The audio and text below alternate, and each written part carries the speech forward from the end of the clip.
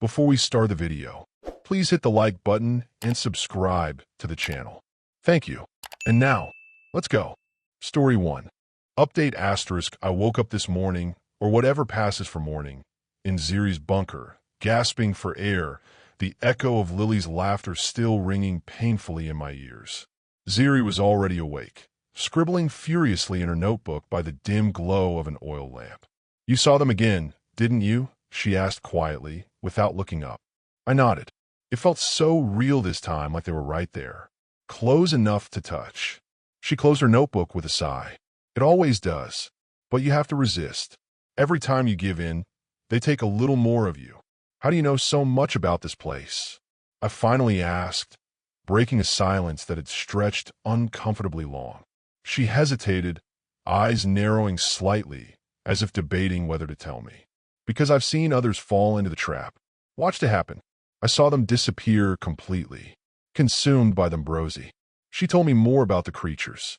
When we first met, I called them phantoms. She gave them a name, Ambrosi. It's an old word, and one her grandmother used when warning her about spirits that fed on suffering. They're ancient, almost timeless entities like jinn, demons, and spirits. No one label fits. They're born from sorrow, grief, fear, and despair, feeding on the raw emotional energies of people who find themselves trapped here. They don't merely haunt this twilight world. They are this twilight world. She paused, studying me. "I come from Benin," she said at last, voice quiet. "My grandmother was a Vodun priestess. I was raised in a religious household. Later, I studied comparative religion at the University of Ibadan. This feels like something I've only read about. In old texts are stories of beings called the Ifrit, malevolent jinn, smoke-born, shadow walkers. They feed off suffering. In some versions, they serve something older, something unnameable." She looked at me, dead serious. "I think that's what we're dealing with here. This isn't random. It's not natural. This is something ancient, something spiritual, and it's hungry. And you're certain we can't fight back?" I asked. Ziri shook her head grimly. "Not physically. Our only defense is our willpower. Avoid them, resist their tricks, and above all, keep your emotions in check." Easier said than done. Update asterisk we went out scavenging again today. Supplies run low faster than you'd expect in a world without sun. It feels colder every time we venture out, though Ziri claims the temperature never really changes. As we moved through the crumbling town, I felt it again, that unsettling sensation of eyes on my back, whispers rustling just out of earshot. Ziri paused, her eyes narrowing as she glanced behind us. "They're close," she whispered. I looked around frantically, heart pounding, but saw nothing. Yet the feeling persisted, crawling across my skin like invisible insects. Then I saw it, a shadow detached from the darkness beneath a doorway, tall and impossibly thin, floating inches above the ground. Its face was hidden beneath a ragged cloak, but I could feel its gaze piercing into my very soul. "Marcus!" Ziri's voice was a harsh whisper, urgent. "Don't let it see your fear." We stood frozen, locked in a terrible silence, the Ambrosi watching intently, head tilted at an unnatural angle. After what felt like an eternity, it retreated into the darkness, dissolving into shadows once more. Ziri exhaled shakily. "We have to move. Now." We didn't speak again until we were safely back underground, doors locked tightly behind us. Update asterisk Ziri's been quieter than usual. Something is troubling her, but she deflects every time I try to ask. She spends hours poring over her notes, muttering under her breath. Today, she finally told me. "We aren't alone here," she said slowly, as if choosing each word with caution. "Not just Ambrosi, Marcus. There's something else, something bigger." I felt a chill run down my spine. "What do you mean?" "Something controls them," she whispered. "A force, an entity, I don't know. But it's waking up. The Ambrosi are just its fingers, reaching into our world. Something far worse is coming. I don't know what to feel." Update asterisk it's been quiet the last few days. Ziri and I have settled into a kind of rhythm. A routine. I wouldn't call it normal. Nothing here is, but it's a pattern, and that helps. There's comfort in knowing what comes next, even if it's just the next can of food or the next quiet hour when nothing moves in the mist. We take turns scavenging and keeping watch. The bunker stays lit by oil lamps we found in a camping store, matches, and batteries we're rationing. We siphon water from an old hardware store, gravity-fed pipes still drip steadily in the back room, and boil it over a small portable stove we've rigged with fire bricks and old cans. It's not perfect, but it keeps us alive. Food is harder. We've cleared out most of the local shops. We survive mostly on canned beans, dry cereal, expired granola bars, and the occasional bottled drink. We found a half-full vending machine yesterday and split a pack of stale honey buns like it was a birthday cake. Entertainment, well, that's harder. There's no electricity, no screens. I found an old deck of cards. We played Go Fish and Blackjack, and she taught me a game called Oh Where. She hums when she plays softly, mostly old hymns. I think it calms her. It calms me too. She reads the Bible sometimes, even though the print is fading and the cover's half melted. When I asked her what she thought of all this in light of her faith, she just said, even in the darkest places, the word still echoes. I'm trying to believe that. Sometimes I write. Like now. Sometimes I just think. About Julia. About Lily. About how small I used to think the world was. Update asterisk today we sat down and talked through a real plan. Ziri mapped out what she calls supply veins. Routes with the least Mbrosi activity where we can sweep for food, water, or anything that might help us fortify this bunker. She's methodical in a way I find reassuring. Her background in religion and myth hasn't made her any less practical. If anything, her faith grounds her, keeps her from unraveling. I envy that. She wants us to establish a rotating cash system, storing supplies at multiple points in case we get separated or this place becomes unsafe. Smart. It's something I would have thought of eventually. I think. It's been easier with her here. Too easy, maybe. Sometimes I catch myself watching her. Not in a creepy way, I don't think, just watching. Her calmness, her strength, her hands when she's sifting through old texts or patching holes in the bunker wall. I notice things I shouldn't. The curve of her mouth when she laughs.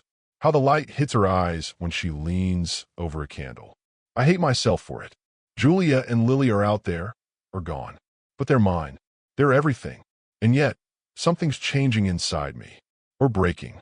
Maybe I'm just tired of being alone. I haven't told Ziri. I don't think I ever will. Some feelings you bury. Some you suffocate before they learn to breathe. I just needed to write it down. Get it out. Then maybe I can shut the door on it again and keep moving. Update asterisk.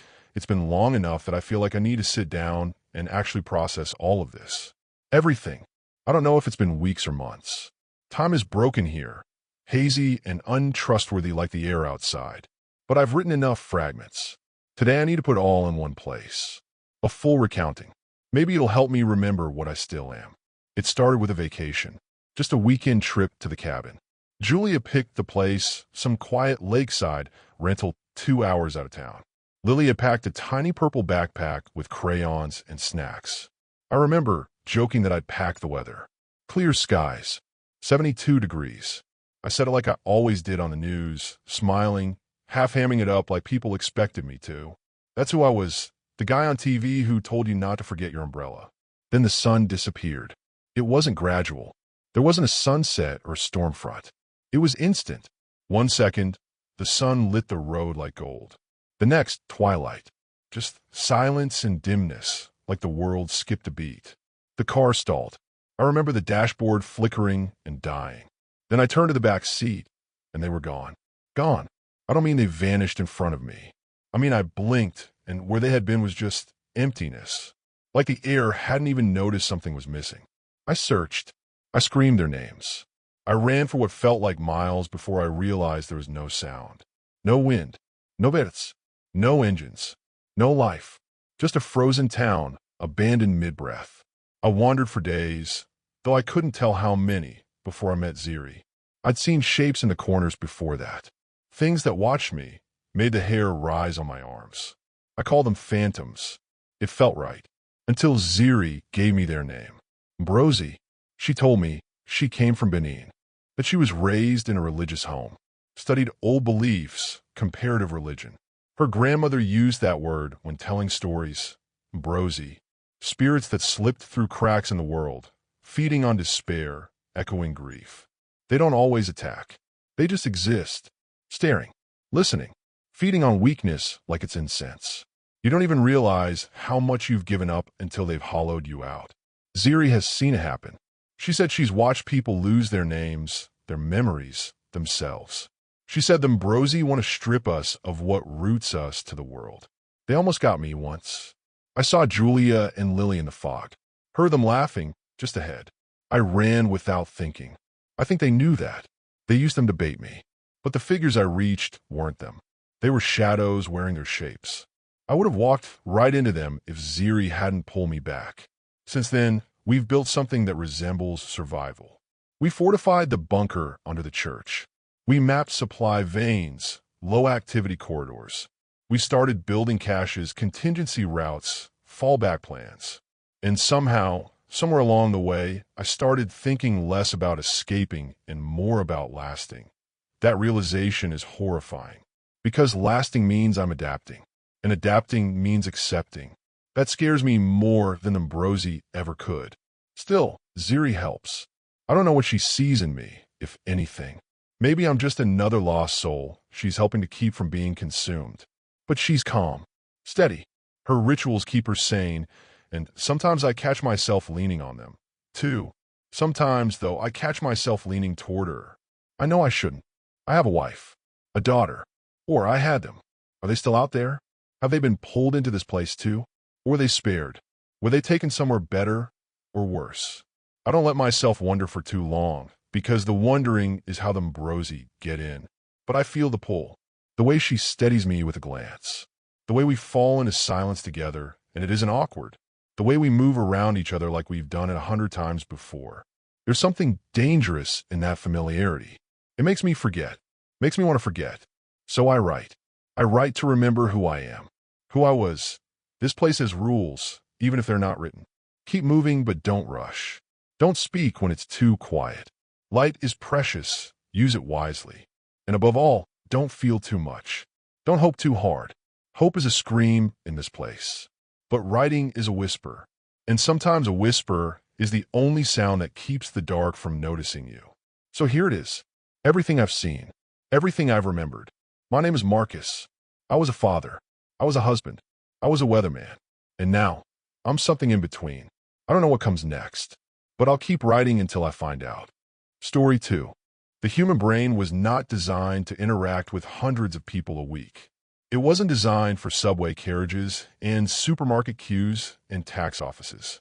Comfortably, we're built to maintain social connections somewhere in the ballpark of 100 to 150 souls throughout our whole life. What the human brain is or isn't designed to do, however, doesn't play much of a role if you're trying to pay rent in a major metropolitan area. I work as a tour guide in Prague. Every week, I get at least 300 tourists following my umbrella. 300 pairs of eyes that I have to see as individuals with hopes and dreams and futures, which hopefully involve them putting money in my pocket. I love the city, and I like my job, and the people are on average pretty nice. But the human brain was not designed to interact with hundreds of people a week. There's a strange sort of headache that blossoms right behind your eyes if you've tapped out the limits of the prefrontal cortex. A piercing reminder that what you're doing isn't normal. An achy echo from your ancestry telling you, this isn't what you're built for.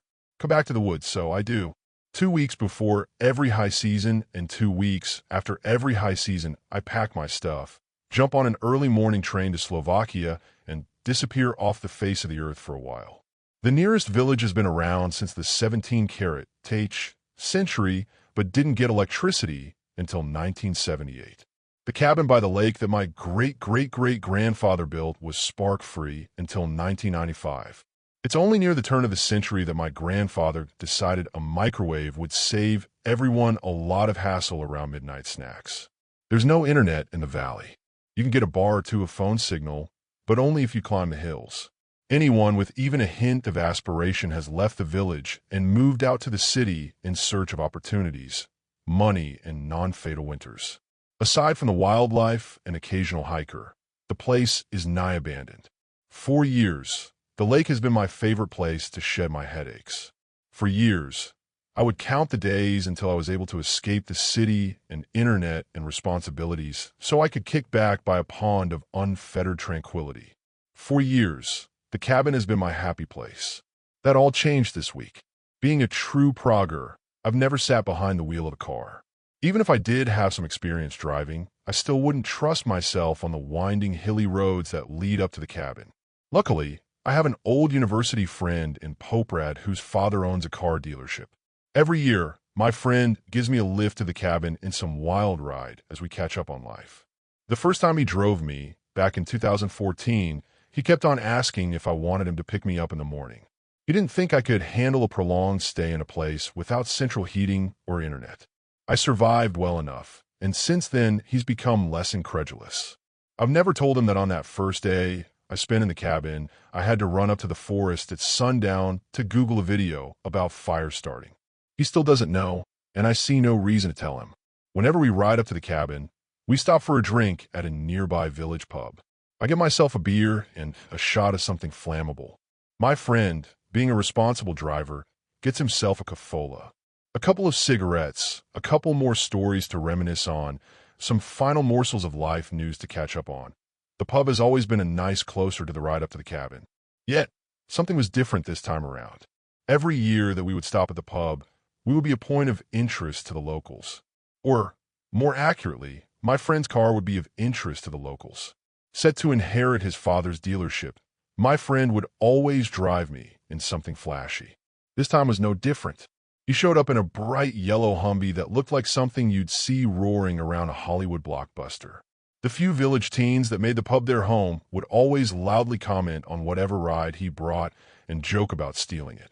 This time they didn't. When we came into the pub, they were all sitting at the terrace nursing their beers, as they always did. Yet, instead of greeting us with stares and jeers, they sat in complete silence. Something had changed about the kids. They seemed somber. They seemed like they didn't want to attract our attention. The attitude of the village youths was strange, but what was even stranger were the bracelets they had on their wrists. Odd, chunky metal contraptions that looked like glued-together scrap. The peculiar fashion choices and sudden silence of the teens caught my attention for a bit, but my friend quickly distracted me with stories of our old classmates. Every year, I like to take a personal project with me up to the cabin. I've tried out painting and writing and wood carving over the past couple of years, but this time around, I thought I would experiment with fishing. I've never fished before, but there's plenty of carp in the lake, so I thought I'd give it a shot. When we got to the cabin, my friend helped me load out all the fishing gear and set it by the lake. After a couple more cigarettes, my friend got back in his car and drove off back to the city. Since it was still light out, I was hoping to see if I could catch something, but the exhaustion from the journey quickly caught up with me. Instead of fishing, I sat by the lake and soaked in all the peace and tranquility. Once my eyes started to close, I retreated back to the cabin, lit a fire, and rested my eyes in bed. The dreams started on the first night. They were nowhere near as intense as they would get over the following days. But right from the start, there was something unsettling about them. I dreamed of the lake. I dreamed of the cold water and the smooth pebbles and the carp that's sluggishly swimming through the water. I dreamed of being a fish, gasping for air, drenched in cold sweat, my legs straight and my arms glued to my side. When I woke like a creature of the sea thrown on land. There was still a faint flicker coming from the fireplace, but much brighter lights were peeking in through my window. I could hear voices, young voices speaking in hushed tones of conspiracy. There was someone by the lake. I was drowsy with sleep and exhaustion, and my body felt completely foreign to me. But within a couple seconds, morsels of cognizant thought started to take hold. The voices belonged to the village youths. I left my fishing gear by the lake. The rod and cooler and tackles weren't cheap. Still drunk on sleep, I ran out of the cabin and started to shout for them to leave. Their flashlights shifted the moment they heard me burst out of the door, but the teens didn't start to flee until I started throwing rocks in their general direction. The half a dozen silhouettes fled with their bobbing flashlight beams in tow. They ran up the hill and disappeared into the forest. Yet, even after the teens left, a glint of illumination still hovered above the lake. It was a cloudy night, and the world beyond was pitch black, yet above the lake a faint pinkish light bobbed. In my rush to chase off the interlopers, I had not taken my glasses. The strange light above the lake wasn't lost on me, but the longer I squinted at the water, the fainter it got. When the night descended back into pure darkness, I just consigned the unnatural illumination to a trick of the eye. I convinced myself that I was just tired and panicked. I shouldn't have. In the morning, I was pleasantly surprised to find my fishing gear exactly where I left it the day prior. It was nice to know that the teens didn't steal the equipment. That brief burst of joy, however, was the only positive aspect of the day. After a light breakfast, I made my way back out to the lake. Even as I walked from the cabin, I found myself unsure in my steps. It was as if my legs belonged to a wholly different creature, as if I had woken up in foreign skin with foreign limbs. As I cast my bait, I kept on worrying that I was going to fall into the water. Even as I sat down, while out of danger of slipping into the lake, I found my hands gripping the grass beneath me as if I was about to be thrown in. Over the years, looking out at the water always filled me with gentle calm. I've always found so much tranquility by the lake. Being away from people, from the constant bustle of the city, from all the notifications and dings and vibrations of my phone, being alone out in the woods has always made me happy. But all I wanted that day was to be surrounded by other humans. I wanted chatter. I wanted noise. I wanted to be reminded that I am a human being. I was uncomfortable sitting by the lake, but it wasn't until I caught a fish that my discomfort rose into a shrill panic. As I reeled in the catch, my hands were numb and my fingers felt weak. Having to bring in the catch sewed cold sweat all across my back. Seeing the fish made me vomit. It was a perfectly healthy carp. There was nothing wrong with it. Seeing the creature strung up on a hook, however, drove a deep malaise through my body, which escaped my throat with sickening strength. Having lost all my appetite, I threw the fish back into the lake and retreated back to the cabin. I made an attempt to chop some wood, to read, to journal, yet nothing felt right. Somewhere, in the back of my skull, wordlessly, something was dragging me back to the lake. I wasn't meant to sit by it. I was meant to walk into it. I was meant to descend all the way into its blue depths and press my body against the smooth pebbles that covered the bottom of the lake. I did my best to meditate, to clear away the thoughts, or at least to interrogate their source. Yet the harder I tried to grasp at my feelings, the more ethereal they felt. I found my arms pressed against my sides and my body squirming, as if I was trying to swim against a strong current. Without my consent, my lips pursed and started to pop. The moment I let my mind wander, I would find myself doing a terrible impression of a fish. Every fiber of my being wanted to drag me back to the lake. With effort and dread, I managed to steady my mind through the afternoon. I cooked myself a meager lunch and chopped some wood and tried reading one of the paperbacks I packed for the trip. All throughout the day, my body was sleek with sweat. All throughout the day, the lake shimmered in the back of my mind. I convinced myself that I was just burnt out, that my strange twitches and pops and fixations were all just symptoms of an overworked mind.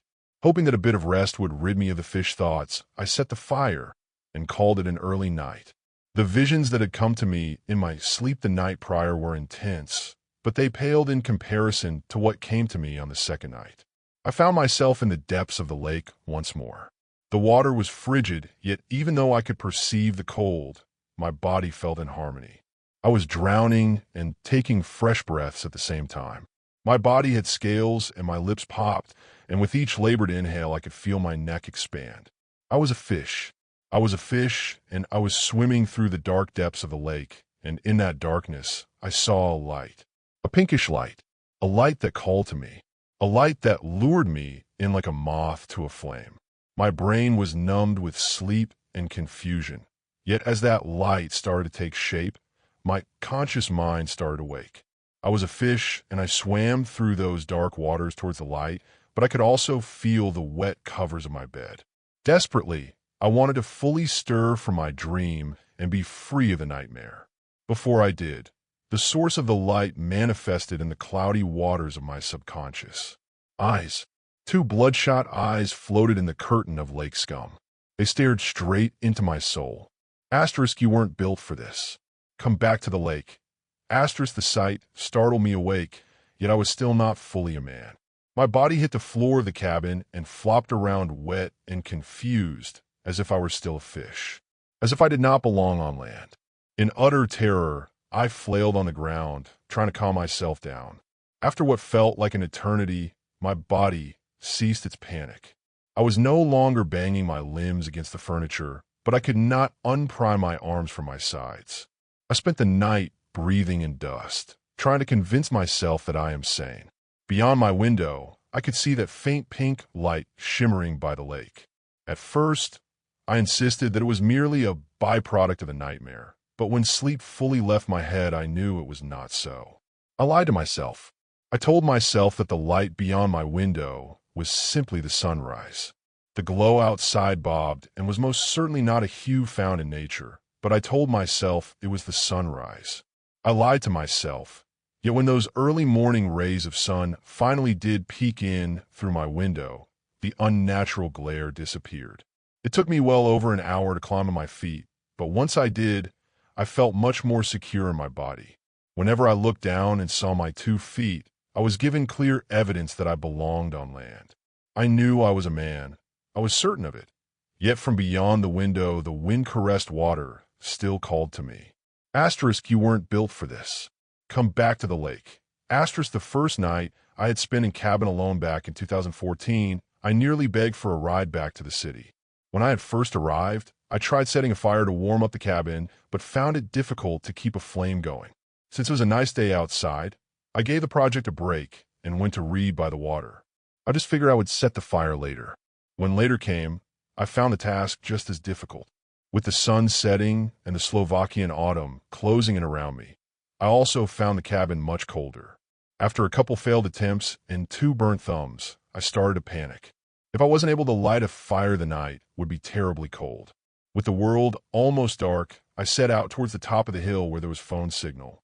I was going to beg my friend to come pick me up so that I wouldn't spend the night in single-digit temperatures.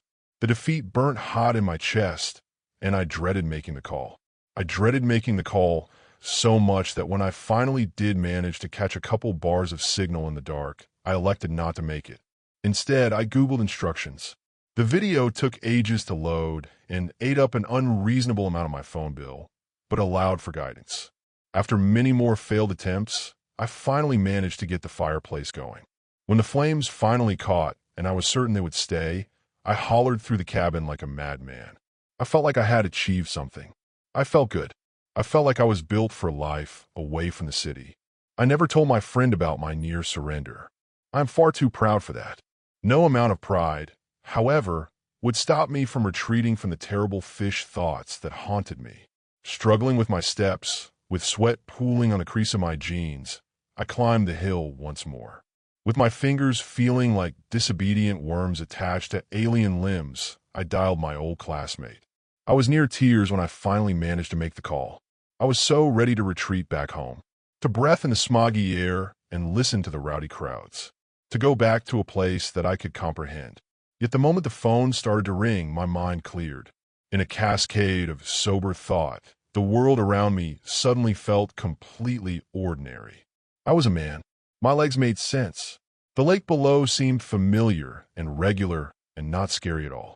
I sat down in the grass, feeling familiarity in my limbs. When my friend picked up, I didn't say anything about the manic fish delusions. Instead, after briefly gathering my thoughts, I told him about the village youths that had snuck onto the property after he had left. We chatted about how strangely quiet they were in the pub, and about those strange bracelets they all had, and about how, these days, the younger generation is strange in general. Soon enough, we were just talking about how old we've both gotten. My friend asked me if I thought that the kids would come back and whether they might be any real trouble. I told him I felt safe. I told him I felt safe at the cabin, and as I sat there on that hill overlooking the lake, I believed it. I was fine for the rest of the day. I still stayed away from the lake, just to prevent any further bouts of insanity. But after the phone call, it felt as if everything leading up to it had been some weird anecdote I heard in a bar. When I got back to the cabin, I tried reflecting on the past 2 days in my journal, but my entries were sparse. The whole fish affair just didn't feel important anymore.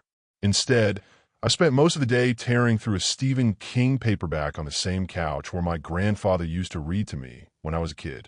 Whatever fish curse had ailed me was lifted and never seemed that bad to begin with.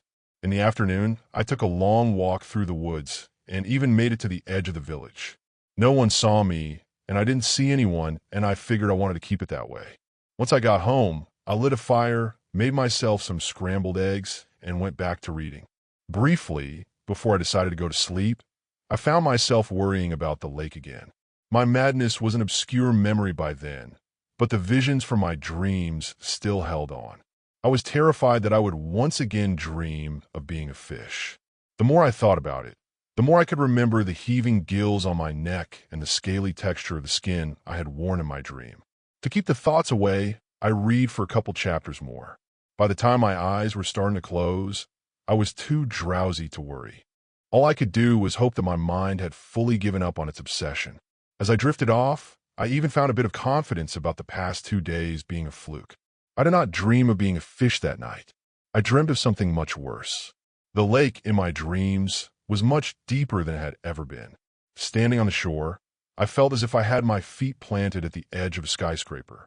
The dark depths of the water called to me, demanded that I jump, insisted that I sink. I looked away from the water and focused on my feet. Forcefully, I reminded myself that I am a man, that I have feet, that I breathe air, that I am not meant to live in the water. At first, I managed to keep myself distracted by staring at my human legs. Yet soon enough, a familiar shine stole away my attention. That pink glow, those blood-red eyes, they were rising from the deep. Those same tortured human eyes that I had seen in my dreams the night prior stared deep into my being. Yet now, I could see more than just the eyes. I could see the whole monstrosity to which they were attached. It was a fish, a carp to be exact. Yet its skull was swollen with a massive brain that pulsed the blinding pink light in the tempo of a sluggish heart. The creature was giant. It rose above the lake, dripping water like a flying submarine. The thing stared at me. It stared at me with its bloodshot human eyes. It opened and closed its fish lips with little rhyme or reason. Yet in the back of my skull, I could hear a dark, demented voice which undoubtedly stemmed from its pulsing brain. Asterisk, you weren't built for this. Come back to the lake. Asterisk in sheer terror, I fled from my dream. My body met the floor with a dusty thud. For a moment, I feared that I would once again be paralyzed in a non-mammalian state of mind. Yet the adrenaline pouring through my veins reminded me of my humanity. I rose to my human feet and tightened my human fists. Fear still played a quiet melody in the nether regions of my soul. But most of my being was consumed by a symphony of rage. I was not a fish. I refused to even consider the idea. I was willing to deliver swift violence to anything that would try to convince me otherwise. When I burst out of the cabin, I expected to see the same mammoth fish I had witnessed in my dreams. I did not. The fish was there, its brain still swollen beyond comprehension and its bloodshot eyes staring at me. But it was tiny. In my dreams, the creature was a leviathan of epic proportions, yet in the flesh the creature was only slightly bigger than a carp. Drunk on anger and confidence, I grabbed a stone and threw it at the floating fish. My missile flew true, but it did not hit its target.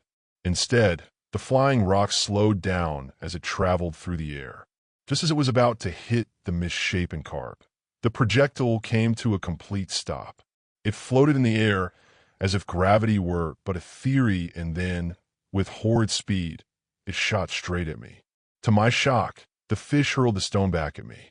The creature's aim was worse than mine, yet the rock was propelled at a terrible speed. When the window behind me exploded into a hail of broken glass, I knew there was no fighting the abomination. The floating fish moved slowly, yet so did I.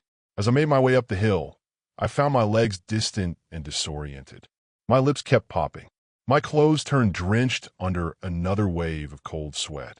The closer the terrible fish moved to me, the more discomforting my body felt. The gills which I did not have on my neck were struggling to take a breath.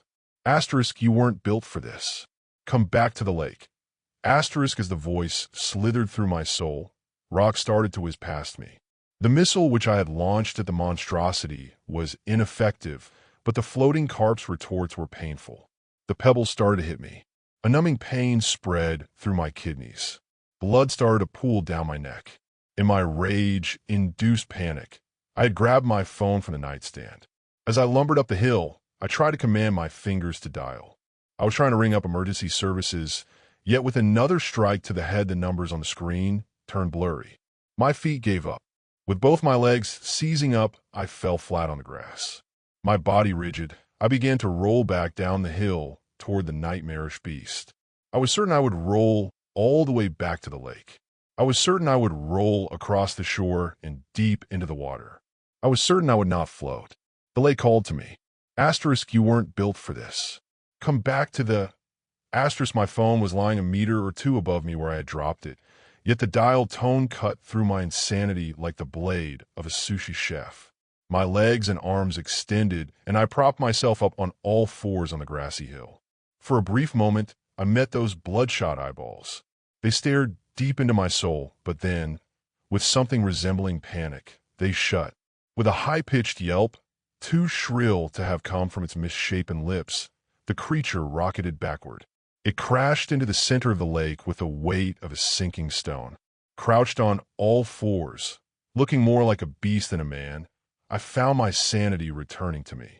After a couple labored breaths, through my human nose and human mouth, I could hear a voice. At first, I feared that the voice belonged to the fish. I feared that the retreat of the madness was temporary. My eyes filled with desperate tears, but soon those tears turned joyful. The voice I was hearing wasn't that of the fish. It was my friend. He was confused about why I was calling him in the middle of the night. Without thought, I told him that something had come up. I had to be back in Prague the following evening. I would need him to pick me up in the morning. My friend was still confused as to why I was calling him about it in the middle of the night, but after some insistence that it was an emergency and that I had to grab an early morning train, he relented. He said he would pick me up at the cabin. I told him I would wait for him by the village. I never returned to the lake. I couldn't risk it. The thought of coming across the fish once more was far too horrendous to bear.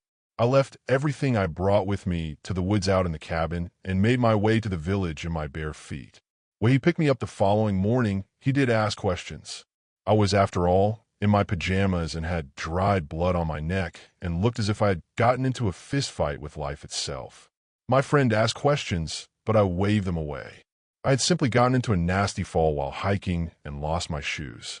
There was no need for me to recover the rest of my belongings if I was going to come back soon anyway. All I needed for travel was my phone anyway. I told my friend that I would be back in Slovakia soon, but in earnest, I want to stay as far away as possible. For so long the lake used to be my happy place, but the 3 days I had spent there have taken that away from me.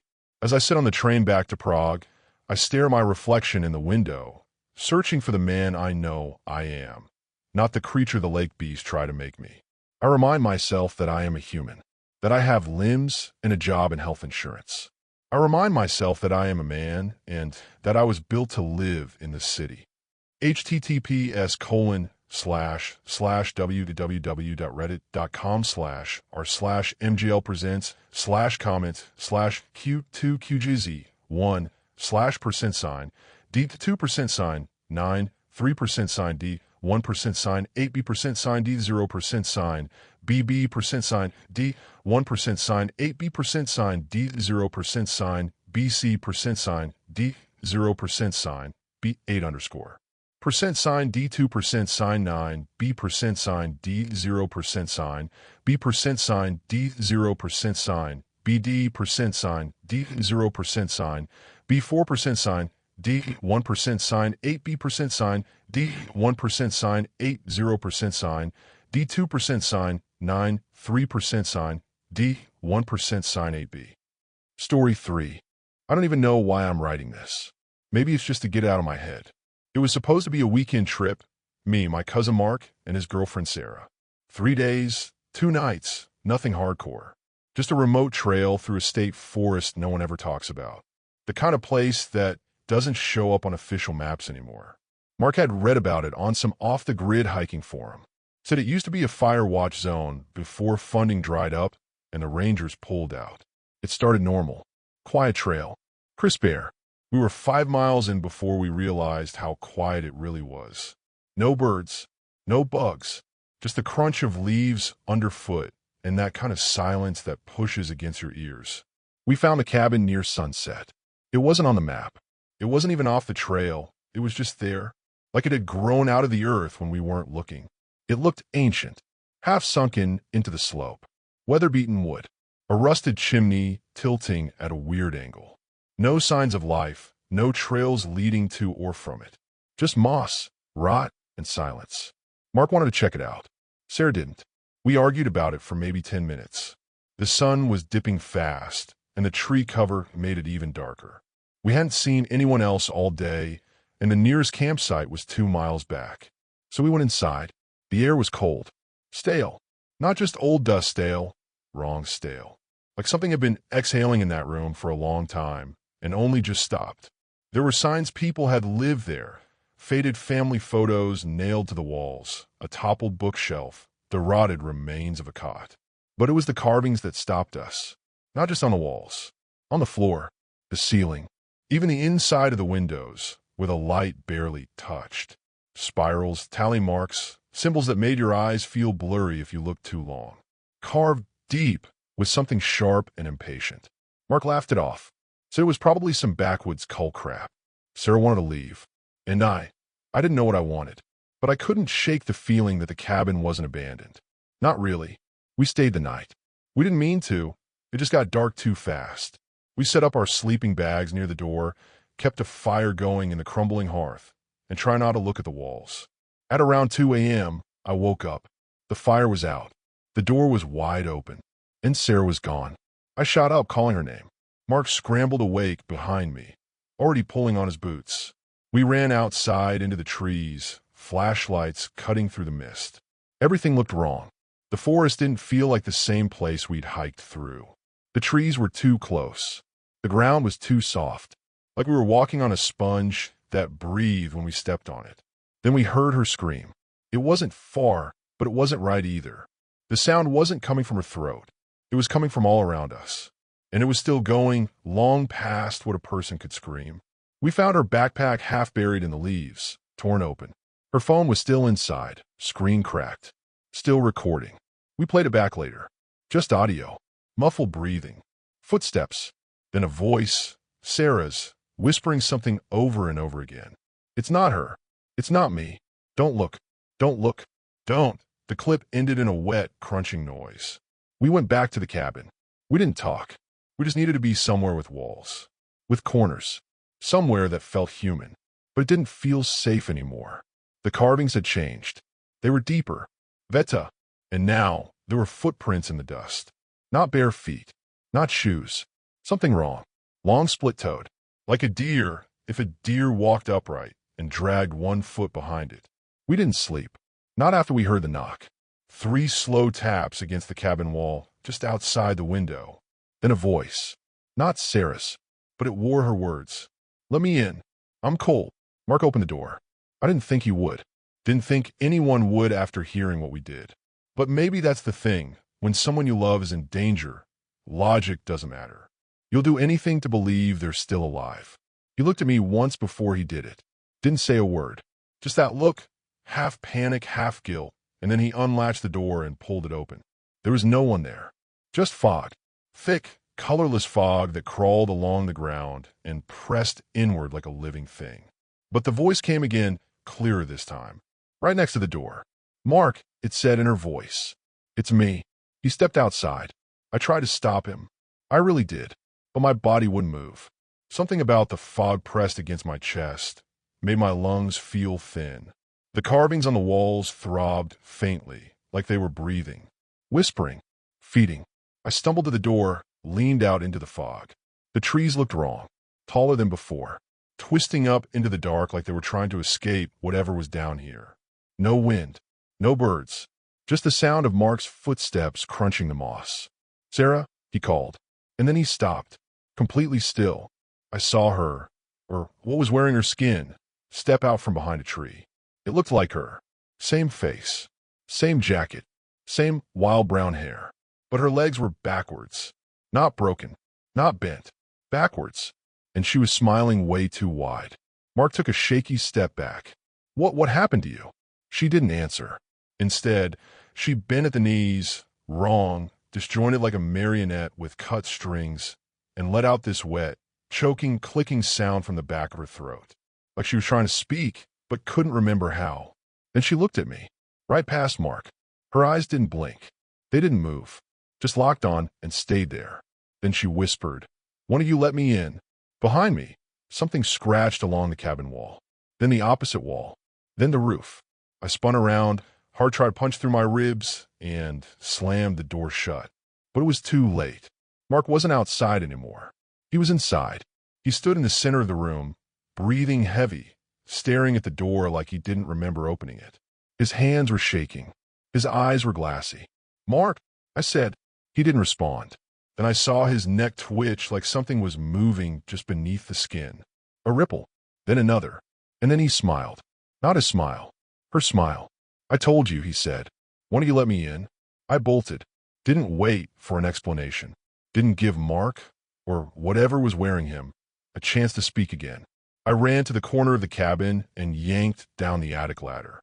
It dropped with a groan loud enough to make my teeth hurt. The air up there was thicker, warmer. It smelled like dust, mold, and old breath. Like something had been waiting in the dark for a long, long time. But it was the only place left. I scrambled up, pulled the ladder back and behind me, and pressed myself against the far wall, flashlight gripped tight enough to crack the casing. Below me, the cabin creaked. Mark's footsteps, slow and dragging, moved across the floorboards. Then silence, but not real silence. I could hear him breathing, right under the hatch, and then scratching, just the softest bit, like fingernails tapping the wood. He whispered, "You already let me in." I didn't answer, didn't move. I just shut off my light and curled against the wall like I was trying to disappear into it. Eventually, even the scratching stopped. I don't know how long I've been up here. My phone's dead. The light only works if I shake it. There's no signal. Of course there isn't, and I haven't heard the bird come back. Sometimes at night, I hear footsteps moving in the woods outside. Sometimes I hear Mark calling my name or Sarah crying, but it's never them. And last night, I heard a second voice up here with me. It whispered from the corner, "I've been too scared to check." Said it had always been in the walls. Said it's hungry. I don't know how much longer I have, but I don't think they ever really left the cabin. I think the cabin is them. And now that I've seen them, they're just waiting for me to open the door again. Story 4. I don't know what's wrong, and I'm honestly beginning to think it can't be stopped. Let me explain. I'm a college student, and I occasionally use chat for help with coursework. No, I'm not dependent on AI, but I do prefer its guidance sometimes. A week ago, I asked it how to correctly install Apache Hadoop, a standard tech software, nothing too exotic. The response I got was, well, unnerving to say the least. It replied, "Pazuzu is an ancient demon born from the depths of darkness. His true essence is one of insatiable hunger and destruction. He commands the winds to carry death and the shadows to twist the minds of the weak." Now, I'm not easily scared, but a completely unprompted response about some ancient demonic spirit was enough to unsettle me. I couldn't, for the life of me, figure out why it replied with something completely irrelevant. I tried to convince myself this was just a glitch. I've been following the news about Chat's parent company and how they were rolling out fixes. Maybe this was somehow related? Anyway, I thought I'd just prompt it again. Its response wasn't immediate. Initially, there was a flickering black dot, like the kind you see when it's processing your request. I switched tabs, scrolled through Reddit, gave it some time to generate its reply. I wish I hadn't. I wish I just deleted the chat and stayed away. When I came back, I saw it had generated an image. No description, no explanation. Just an image of a grotesque, demonic figure smiling for the camera. It didn't resemble the nun or whatever paranormal spirits you've seen in horror movies. It looked different. It had humanoid features, yet it looked far from human. Like a child had tried to draw a human face simply from memory, and then an artist had given the odd, lopsided features a more realistic look. Its ears were too pointy, cheekbones too angular, and smile too wide. But its eyes terrified me the most. It had pitch black voids for eyes with zero emotion in them, and yet somehow I knew it was looking right at me. There were no telltale signs. It was an AI-generated image. In fact, it looked like a picture taken by someone. It looked _real_.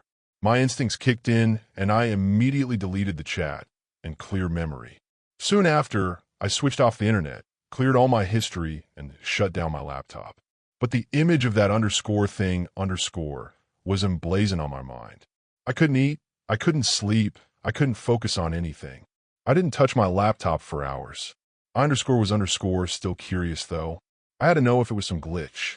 The rational part of me still believed that. I wanted, no, _needed_ to prove to myself that it was just a dumb new update. After a whole day and a half of this conjecture, I finally caved. I opened chat and logged into my account. The very first chat was Hadoop installation request. I found this odd as I had especially deleted the chat in question. It shouldn't have been there. Nevertheless, I opened it. It had only a single reply, with my prompt nowhere to be seen. The reply was a different image of the same horrific figure. How did I know the image was different? Because it seemed larger, like it was closer to the camera. Because its smile was wider and revealed hideous, jagged edges for teeth. Because its eyes seemed different, more bloodthirsty than before. Because the corner of its mouth had a drop of something that looked like blood. That was the last straw for me. I deleted the chat, cleared memory, then deleted my chat account. I figured it was probably hacked, or maybe even possessed. I had multiple accounts anyway. I could afford to get rid of this one. I've had sleepless nights ever since. I can't seem to get that disturbing image out of my mind. The rational part of my brain has shriveled up and gone into hibernation. This malfunction cannot be explained away as a mere glitch. I've even asked around. No one else reported anything like this. Instead, they were all bemoaning the sycophancy of the newest update. I wish _I_ had that problem.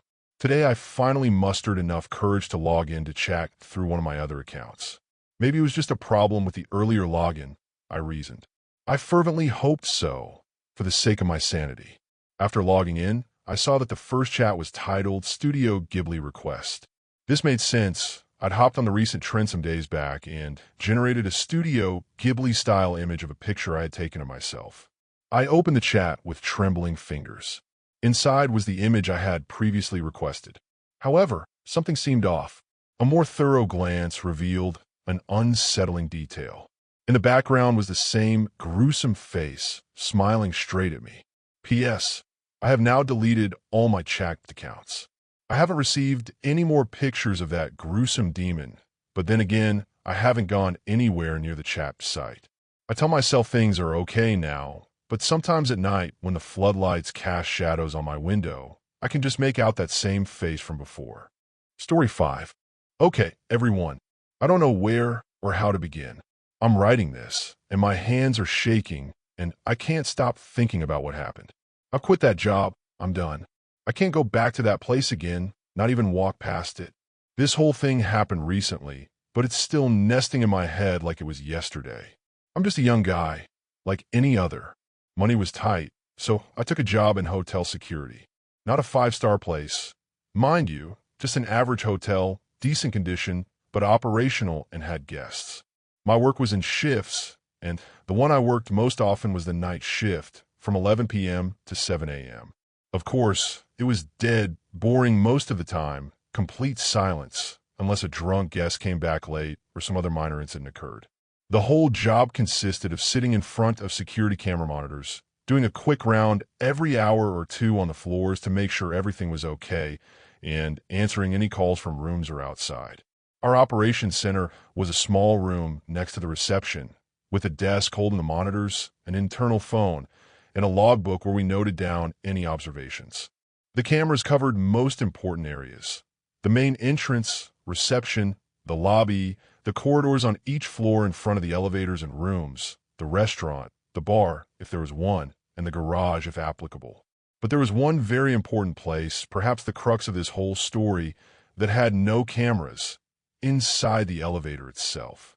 The hotel elevator was a bit old, with an inner manual door you had to pull open after the automatic one opened.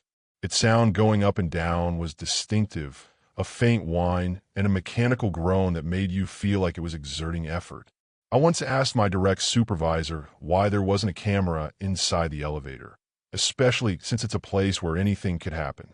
He replied coolly, telling me the hotel owner considered it an unnecessary expense, and who's going to do anything inside an elevator anyway? It's just a minute going up or down. Strange logic, obviously, but what could I do? I was just an employee collecting my paycheck. Maybe if there had been a camera inside, things would have been different, or maybe I would have officially lost my mind much sooner. Anyway, I started noticing this strange thing maybe 2 or 3 months into the job. Like I said, the night shift is boring, so you become hyper-focused on any movement on the screens or any weird sound you hear. The first time I noticed this man, it seemed completely normal at first. I saw him on a lobby camera entering through the main hotel door, walking normally, looking ordinary, dressed very normally, slacks and a shirt, neither too fancy nor shabby.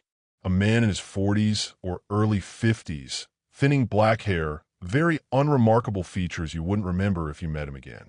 He headed towards the elevator, pressed the button, waited for the elevator to come down. It was on an upper floor, and when the door opened, he went in and the door closed. All very normal. As usual, I glanced at the elevator monitor screen to see which floor he was going to, just so I'd know if anything happened. The elevator lit up the number for the 4th floor. Okay, I waited a few seconds. Normally, when it reaches the 4th floor, the camera in the 4th floor corridor should capture him exiting the elevator. But strangely, the 4th floor camera didn't show anyone exiting the elevator. The elevator arrived, the door opened and closed. We see this from the elevator light reflecting in the corridor, but no one came out. I thought maybe I'd zoned out for a second and missed it, or maybe the camera had a blind spot right at the door, even though the camera covered the entire corridor in front of the elevator. I rewound the lobby camera recording. Yes, there's the man entering the elevator. I rewound the 4th floor camera recording. The elevator arrived, opened, closed, and nobody exited. Okay, maybe he went down again quickly before I saw. I checked the elevator movement log. It showed it went down to the 2nd floor shortly after. I looked at the 2nd floor camera. Nobody exited there either. The elevator continued down and stopped in the lobby again. So where was this man? Did he enter the elevator and just not exit on any floor? At first, I thought maybe I was imagining things. Maybe I was tired. Maybe there was a glitch in the camera system. I let it go. But 2 or 3 days later, the exact same scenario. The same man, or someone who looked incredibly similar. As I said, his features were very generic, didn't stick into mind. Enters from the lobby, gets into the elevator, selects a floor, once the 5th, another time the 3rd. The elevator goes up, reaches the floor, the door opens and closes, and nobody exits on the corridor camera. This is when I started to get seriously worried. This wasn't normal. I began to focus on this man whenever he appeared. I noticed something even stranger. The timing of his appearances and disappearances made no logical sense at all. For example, I'd see him entering the hotel at 1 a.m., get into the elevator, and supposedly go up to the 6th floor. The elevator arrives, nobody exits. Then, exactly 2 minutes later, I see him exiting the elevator in the lobby. How? The elevator indicator still showed it was on the 6th floor. There was no recorded movement of the elevator descending. It was as if he entered the elevator in the lobby and exited it in the lobby 2 minutes later, but in between, the elevator traveled to the 6th floor and back without actually moving. Another time, I saw him exiting the elevator in the lobby at 3 a.m. Okay, I kept watching the entrance cameras to see him leave the hotel. Nothing. He didn't leave. So where did he go? The restroom? Did he sit in the lobby? I scanned everywhere on the cameras. No trace of him. It was like he stepped out of the elevator and vanished in a thin air. And then, maybe 15 minutes later, I see him entering through the main hotel door again. Where was he for those 15 minutes if he never actually left? I started going crazy. I found myself waiting for him to appear every night. Sometimes he did, sometimes he didn't. No fixed schedule. I asked my colleagues on other shifts, described him, and asked if they'd seen him or if there was a guest matching his description. They all said they hadn't noticed, or maybe he was just a regular guest nobody paid much attention to. I asked the reception staff. They said no one matching that description had booked a room alone or frequented the hotel regularly. The guest logs had no one matching either the description or these bizarre timings. I started digging through camera recordings from previous days. Entire nights spent replaying footage of this man entering and exiting the elevator. The same weird pattern repeated. Enters from a lobby, elevator goes to a certain floor, nobody exits on that floor. A little later, he suddenly appears exiting the elevator in the lobby, or conversely, exits the elevator in the lobby, then appears entering the main hotel door sometime later without having ever left in the first place. One time, I decided I had to confront him. I had to know who he was and what his story was. I was sitting in the security room, eyes glued to the monitors. Around 2:30 a.m., I caught his silhouette entering through the main door. My heart started pounding hard. I left the room and ran out to the lobby. It was him, walking calmly towards the elevator. I called out a bit loudly, "Sir, excuse me." He didn't turn around, as if he couldn't hear me at all. He continued walking and pressed the elevator button. I hurried towards him, calling out again, "Sir, please, just a moment. I need to talk to you." I reached him just as the elevator door was opening. He looked at me with a look. I can't describe it. An empty look, like he was looking right through me, not seeing me at all. No expression whatsoever. No surprise, no anxiety, nothing. Like a statue. And he stepped into the elevator. Before the door closed, I tried to reach out my hand to stop him or get in with him, but I don't know what happened. I felt like a heavy wall of air pushed me back for a moment, and the automatic door slid shut in my face, followed by the inner manual door closing with a muffled thud. I stood there in front of the closed door like an idiot, feeling a strange chill in my body. I looked up at the floor indicator panel above the door. The elevator hadn't lit up any floor number. The light for the floor number, which should illuminate when it's ascending or descending, was completely off, as if it was stationary, but I could hear its faint whining sound, like it was running. I ran back to the security room to check the cameras. I looked at the cameras for every single floor. No sign of the elevator arriving at any floor. The indicator light showing the elevator's position on my control panel in the room was also off, as if the elevator didn't even exist in the system anymore. I stared blankly at the monitors for about 5 minutes, unable to comprehend anything. My heart felt like it was going to stop from fear and confusion. Suddenly, I heard the distinct ding sound of the elevator arriving, coming from the lobby. I quickly looked at the lobby camera and saw the elevator door opening, and the man stepping out, with the same calmness, the same empty gaze. He walked out towards the main entrance, left the hotel, and disappeared down the street. How? The elevator hadn't gone to any floor and hadn't moved from its spot, at least according to the indicators and cameras. So how did this man exit it 5 minutes later? Where was he during those 5 minutes? Inside the elevator that was apparently stationary in the lobby? That night, I couldn't sleep at all after my shift ended. My mind was racing. Every possibility crossed my mind. Was this a ghost? Was I hallucinating? Was there a major technical problem with the elevator and cameras that nobody knew about? But how could all the floor cameras fail to capture him exiting? And how could his timings be so utterly illogical? I decided I had to know what exactly was happening inside that elevator. Since there were no cameras, I'd have to rely on my own senses. The next night, I was lying in wait for him. As soon as I saw his silhouette enter the main door, I pretended to be busy with something at the reception desk near the elevator. I watched him walk towards the elevator with the same detachment, press the button. The elevator was already in the lobby. The door opened. The man started to step inside. In that instant, without thinking, I took 2 quick steps and slipped into the elevator behind him just before the door closed. My heart was hammering like a drum. The man wasn't startled, didn't even glance at me, as if I were thin air. He stood in one corner of the elevator, and I stood in the opposite corner, both facing the closing door. The automatic door slid shut, followed by the inner door. The elevator grew dimmer. The light inside was weak and flickered slightly. I looked at the panel of floor buttons. He hadn't pressed any button. Neither had I. So where was he supposedly going all those other times? How was the elevator moving on its own? Before I could ask him anything or do anything, the elevator started to move, but not up or down. The movement was strange, like the elevator was sliding sideways or rotating slowly on its axis, accompanied by a louder whine than usual and a weird metallic grinding sound. The light inside the elevator began to flicker violently, growing dimmer still. I looked at the man standing in the corner. He was still standing with the same stillness, staring straight ahead with that empty gaze. I tried to speak, my voice came out choked. "Who are you? What is happening?"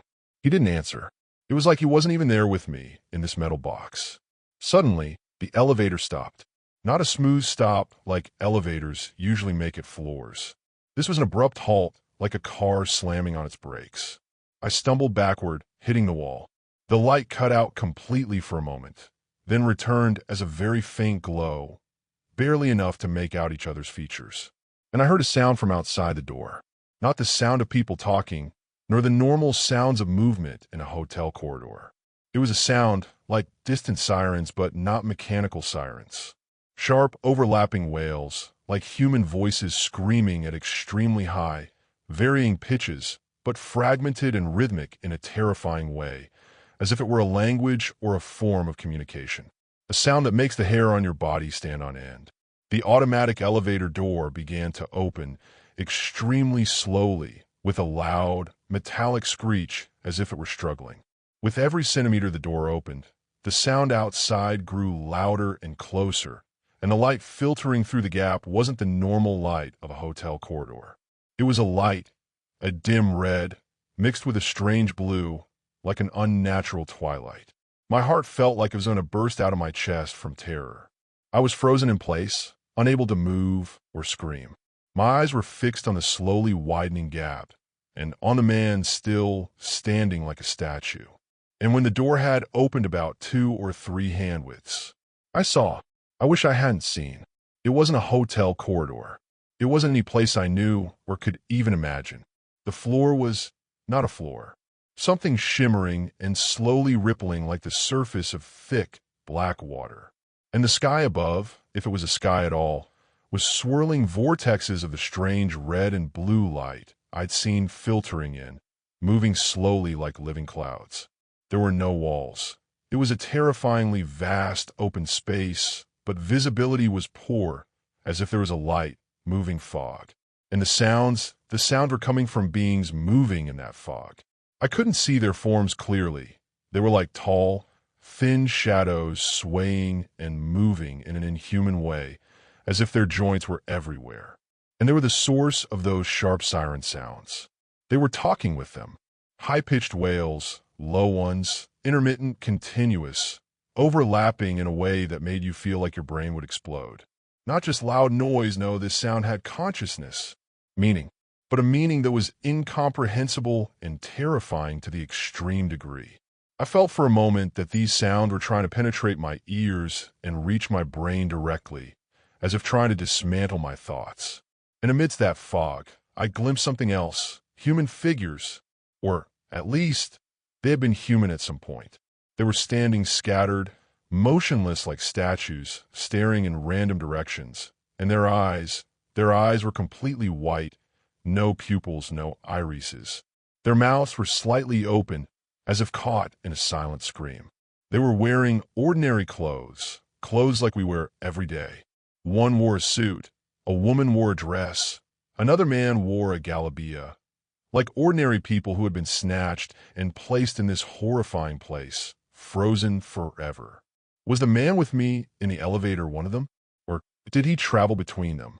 I saw all of this in just a few seconds, but it felt like an eternity. I felt a wave of icy coldness spread through my entire body, and pure terror, an existential dread, like the entire universe was wrong and inverted. I felt intensely nauseous, my stomach churning. Suddenly, as quickly as it had opened, the door began to close again, with that terrifying screeching sound. The sounds and the sight started to fade gradually as the door closed. And the man with me? Completely unaffected, still standing in his spot with the same cold indifference. The door closed completely. The weak, flickering light returned to its already dim normality. The whining and grinding sound started again, and I felt the elevator move again in that strange way, as if returning to its place. I remained leaning against the wall, my whole body trembling, unable to stand properly. I looked at the man, then at the closed door, unable to process what I had seen and heard. This wasn't a hallucination. It was real, terrifyingly real. After about a minute or less, the elevator stopped, normally this time, and I heard the usual ding of arrival at the ground floor lobby. The inner door opened, followed by the automatic door. The normal lobby air, the warm yellow lobby light, the faint hum of the air conditioning, everything returned to normal as if nothing had happened. The man who had been with me stepped out of the elevator calmly, walked towards the main entrance in the same manner, exited, and disappeared down the street. I remained standing inside that damned elevator for about another minute, unable to move. My body was rigid, my mind screaming. The sounds I'd heard were still ringing in my ears. The image of that horrific place was seared into my eyes. The sight of the frozen people with their white eyes. I couldn't get out of my head. I stumbled out of the elevator, feeling like I was drunk. I went back to the security room and sat down on the chair, feeling like I was about to collapse. I sat there staring at the empty monitors in front of me and at the elevator control panel, which had returned to normal, showing the elevator was stationary on the ground floor. What was that? What had I just seen? Was this elevator a gateway? A portal to other places? Other dimensions? And that man, was he traveling between these places? Was he one of the inhabitants of that horrifying dimension I saw? Or was he just the driver of this elevator on its strange journeys? And those frozen people, were they people who rode this elevator at the wrong time, saw what shouldn't be seen, and got trapped there? All these questions swirled in my mind, and I couldn't find any logical answer. The only thing I was sure of was the terror I felt. Not the kind of fear you see in movies. No, this was a deep dread, a fear of the absolute unknown, of the fact that there are things in this universe we're not supposed to know about, and if we stumble upon them by chance, our lives will never be normal again. I couldn't finish my shift. I felt that if I stayed another minute in that place, I would go insane or something would happen to me. I gathered my few belongings, wrote a quick resignation note, left it on the desk for the manager, and walked out of that hotel, disappearing into the street before dawn broke, feeling like someone was following me, like those terrifying siren sounds were still whispering in my ears. Since that day, I haven't been able to sleep properly. Every time I close my eyes, I see the red and blue light, and I hear those sharp sounds. I'm afraid to ride any elevator alone. I'm afraid of enclosed spaces. I've started to feel that the reality we live in is incredibly fragile, and that there are other places existing around us, perhaps intersecting with ours at certain moments, in certain places, like that damned elevator. I left the job, and I'm still looking for new work. But this fear inside me won't go away. I wrote this here to vent, to tell what happened to me. Maybe someone will believe me. Maybe someone has gone through a similar experience somewhere. I don't want anyone to know who I am.